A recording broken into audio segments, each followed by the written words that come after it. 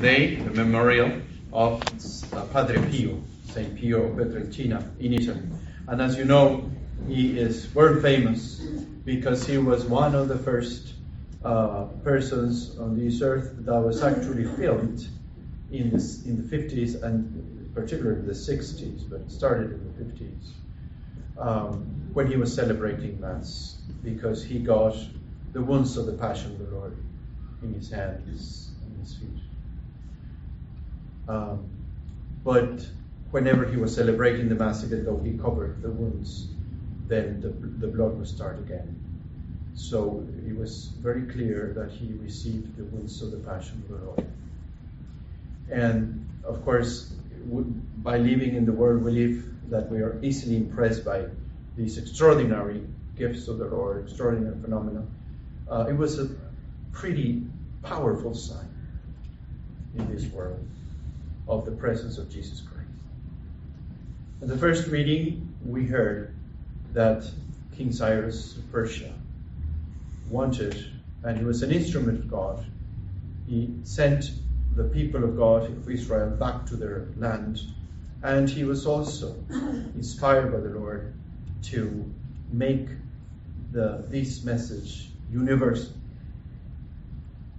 We listened to beautiful words of King Cyrus, really spreading the good news in a universal way. Sometimes in the church, my dear friends, we are tempted by the fact that we live in a happy house and we don't want to get away and we don't want to reach out because we're happy. But I'm glad we're happy because we're with the Lord. But my dear friends, we're not called to stay in the house and close the door. We're called to open the doors. And we're called to give the love of Christ to all our brothers and sisters that may be out there, but we need to reach out. And we need to bring the love of God to everyone. Just as in a mysterious way, Padre Pio got those wounds of the Lord and was televised and was recorded by film. And still, as you know, through the communion of saints, he still helps us through his intercession.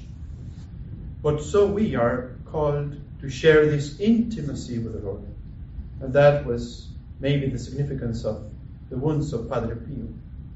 You know, that the Lord wants to be intimate to us and even shares his wounds with us. Sometimes in a very, very visible way, as some of our brothers and sisters, like Padre Pio, but sometimes he shares also his wounds and his sorrows and the difficulty of his life in a hidden way, when we have difficulty to live the message of the Lord.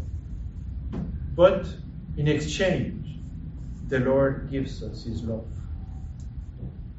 and the joy of being close to him.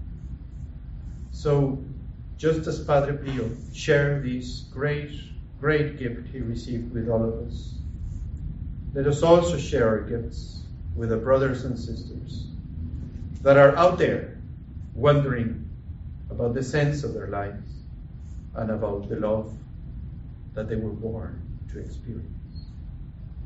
The Lord is powerful, particularly in his love, in his sacrifice,